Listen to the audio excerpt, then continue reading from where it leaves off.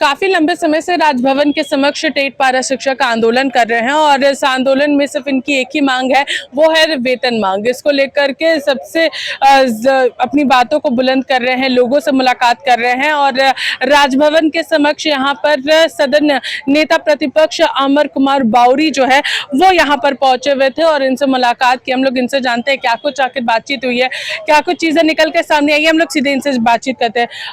यहाँ पर अमर कुमार बाउरी आए हुए थे, क्या कुछ बातें उनके साथ हुई, क्या चीजें उन्होंने आपसे कहा?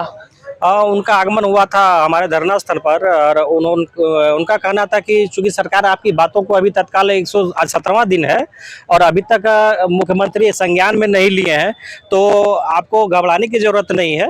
आने वाले समय में हमने पारा शिक्षकों का जन्मदाता हमारी सरकार थी और आपका समाधान भी हमारी सरकार में ही होगी, ये उनका कह करके गए, ये उनका कहना था। उनका कहना है कि पारा शिक्षकों का जो जन्म है वो बीजेपी सरकार में हुई है, लेकिन बीजेपी सरकार में ही आप लोगों ने लाठी भी खाया है। बीजेपी सरकार ने लगातार वादे भी किए हैं और अभी भी वो कह रही है कि अगर 2024 में हमारी सरकार आती है तो हम पारा शिक्षकों को जरूर यहाँ पर वेतन देने का काम करेंगे। कितनी उम्मीद है, क्योंकि इसी उम्मीद पर आपने हेमंत सोरेन सरकार को भी सत्ता में लाया था? मैडम, आपके चैनल के माध्यम से हम कहना चाहेंगे कि हम लोग का दशा है कभी खुद से कभी हालात से, मुद्दा ही बन जाना है। भाजपा की सरकार आई तो हम लोग लाठी खाए, मुद्दा बने। हेमंत सोरेन जी बड़ा बड़ा वादा किए, चुनावी वादा कि मेरी सरकार बनते ही 3 माह के अंदर आप लोग को वेतनमान दे देंगे, सरकारीकरण कर देंगे। तो उस समय जो है माननीय हेमंत सोरेन के लिए मुद्दा बन गए थे हम लोग, भाजपा का लाठी खाए। अब माननीय जो है हेमंत सोरेन जी की सरकार है, हम लोग बड़ा उम्मीद और आशा के साथ माटी की सरकार, माटी का लाल को सीएम बनाए। फिर भी हम लोग मुद्दा ही बन के हैं अभी तक। तो हम लोग का तो हालात है मुद्दा बन जाना। हम लोग अपना आंसू बहाए तो कहाँ बहाए और रोए भी तो कहाँ रोए, यही तो है मैडम। अभी हमारे धरना स्थल पर माननीय विधायक सदन नेता प्रतिपक्ष अमर बाउरी जी, भानु प्रताप शाही जी, गोड्डा विधायक अमित मंडल जी आए थे। उनका कहना था कि पारा शिक्षक का जन्मदाता भी हम ही लोग हैं और आप लोग का भविष्य भी हम ही लोग संवारेंगे।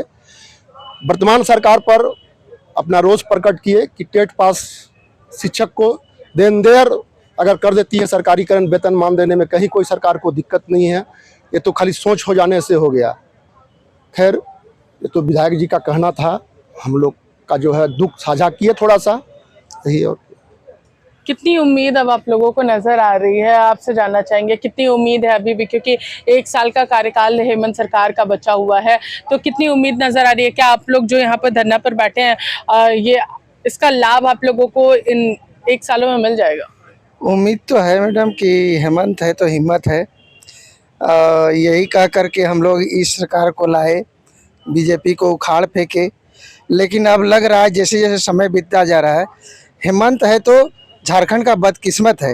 यदि शिक्षक को न्याय नहीं मिला तो ये झारखंड का बदकिस्मत होगा। इसलिए हम हेमंत सरकार से अपील करते हैं कि देन एंड देयर हमें वेतनमान दे। तो मीना जी, इस वक्त यहाँ पर बाउरी जी आए हुए थे, आप लोगों से मुलाकात हुई, कई सारी चीज़ों को लेकर चर्चा हुई। उन्होंने कहा कि चाहे झारखंड को अलग कराना हो या फिर पारा शिक्षकों को यहाँ पर लेकर के आना हो, पारा शिक्षकों का जन्म हमारी सरकार ने दिया है तो उस पर पूरी तरीके से चीज़ें जो होगी वो हमारी सरकार ही करेगी। जी, इसका मैं समर्थन करती हूँ, क्योंकि मैं जब रघुवर सरकार जी की जब सत्ता थी तो मैं दर्शन दीघा से जब पारा शिक्षकों का मैटर चल रहा था, दर्शन दीघा से जब मैं देखी थी, उस समय से हेमंत सोरेन जी प्रतिपक्ष का नेता हुआ करते थे। जिस दिन पारा शिक्षकों का मैटर बहस चल रहा था उस दिन यही हेमंत सोरेन जी सत्र चलने नहीं दिए, हर 10 मिनट में ब्रेक होता था। उनका मांग था कि पारा शिक्षकों को अस्थायीकरण कीजिए और 3 बार सत्र स्थगित हुआ था, जिसमें मैं आंखों देखिए वहां पे मौजूद थी। तो मेरा कहने का मतलब है, ठीक है, आप जब रघुवर जी की सरकार थी उस समय आप बोल रहे थे कि नहीं अस्थायीकरण कीजिए, पारा शिक्षकों को वेतनमान दीजिए, और आप खुद सत्ता में बैठे हुए हैं, 4 साल हो गया और आपको सुनाई नहीं पड़ रहा है। आज 117 दिन हमारा हो गया, टेट पास पारा शिक्षक धरना स्थल में बैठे हुए हैं और आप मतलब आपको सुनाई नहीं पड़ रहा, दिखाई नहीं पड़ रहा। आप सरकार आपके द्वार कार्यक्रम चला रहे हैं, हम तो आपके द्वार में बैठे हुए हैं। और रही बात मानसून सत्र जब चल रहा था जुलाई में, उस समय भी हम 5 प्रमंडल वाइज घेराव किए थे, विधानसभा घेराव किए थे।